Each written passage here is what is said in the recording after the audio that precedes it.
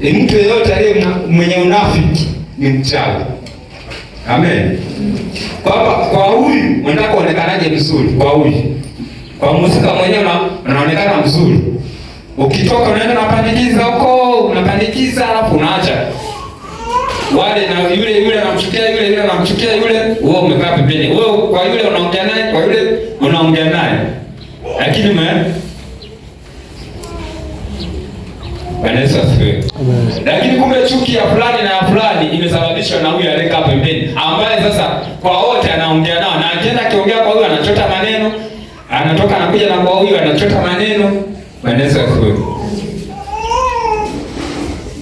Huo ni mchawi. Yaani mchawi ni mtu anayefanya vitu vyenye madhara makubwa bila yeye kujulikana, bila kuonekana. Anafanya chini chini, usoni anakuwa mtu mtakatifu, ila chini chini mambo yake.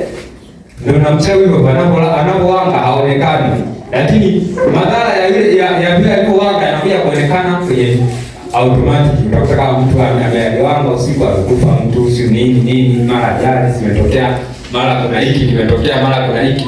Ndio ni sawa na mtu yule ambaye anafanya hizo tabia za kugombanisha watu, naye ni mchawi. Sifa ni zile zile. Amen. Amen. Tubadilike.